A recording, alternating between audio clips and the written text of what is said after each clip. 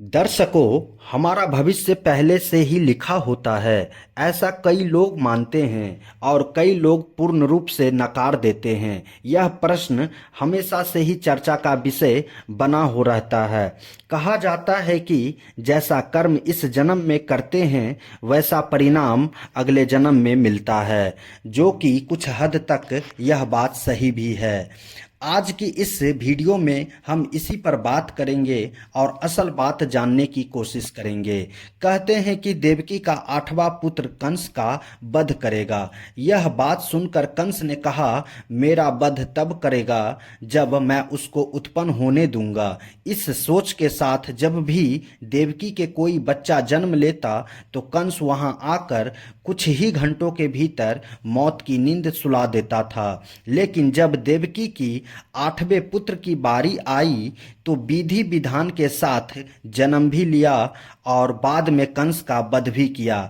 ऐसा इसलिए हुआ क्योंकि कंस के मृत्यु की भविष्यवाणी हो चुकी थी, साथ ही जन्म से लिखा दिया था उसकी मृत्यु कैसे होगी और किसके हाथों होगी। यही नहीं, इस संसार में जो भी मनुष्य जन्म लेता है उसके बारे में भविष्य पहले से ही लिख दिया जाता है कि मनुष्य का जन्म कैसे होगा, किस जगह होगा, उसके जीवन में कौन कौन सी परेशानियां आएंगी। यह सब विधि का विधान है और इसे चाहकर भी नहीं बदला जा सकता है। और इसके साथ ही आपको यह बता दे कि ऐसा पौराणिक कथा और ग्रंथ में भी मौजूद है। इसमें कई महापुरुष के भाग्य पहले से ही लिखी होने की प्रमाण मिलते हैं। जैसे कि हम रामायण में पहले से ही तय था कि भगवान श्री राम को 14 वर्ष के लिए वनवास होगा, अर्थात इसके पीछे का कारण भगवान श्री राम के हाथों रावण का वध होना था। इससे आप ही सोचो कि माता कैकेयी मंथरा के बहकावे में न आती, न श्री राम को माता सीता के साथ वनवास जाने के लिए जाना पड़ता। तो सोचिए रावण का वध श्री राम के हाथों कैसे संभव था। यह सब कैसा होना था, यह सब पहले से ही लिखा जा चुका था, जिससे कि यह सभी के सुमेध से संभव हो पाया। इसी तरह हर एक प्राणी का भाग्य लिखा जा चुका है। हम सब नाटक के एक छोटे से पात्र है जिनका किसी न किसी उद्देश्य के चलते इस संसार में जन्म हुआ है। लेकिन यह बात भी गलत नहीं है कि आपकी किस्मत आपके कर्मों पर आधारित है। यह कहावत तो आपने सुनी ही होगी, जैसा बोओगे वैसा पाओगे।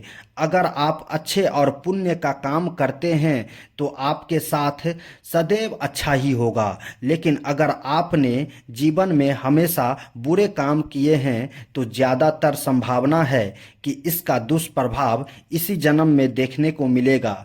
इसीलिए हमारे शास्त्रों में हमेशा धर्म और पुण्य के काम करने की प्रेरणा दी गई है, क्योंकि यही एक रास्ता है जो कि हमें जन्म मरण के चक्कर से बाहर निकाल सकता है। वरना बुरे कर्म करने वालों को तो भगवान भी माफ नहीं करते हैं।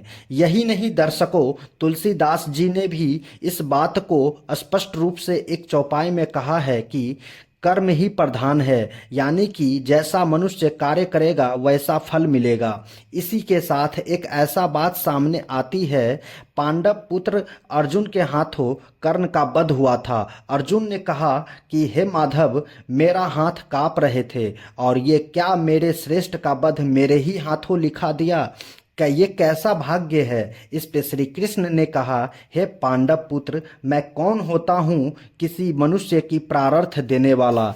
ये तो करनी का फल है। जिस तरह उसने जीवन में कर्म किए उसे उसे जिसके फलस्वरूप परिणाम मिल गया। श्री कृष्ण ने कहा, तुमने अधर्म के विरोध में स्वर उठाया और धर्म का रास्ता चुना, जबकि कर्ण ने अधर्म का रास्ता। तो ऐसे में मैं क्या कर सकता हूँ। पर फिर भी मैंने कई विकल्प दिए, परंतु उसने हर बार दुर्योधन और उसकी मित्रता को आवश्यक समझा।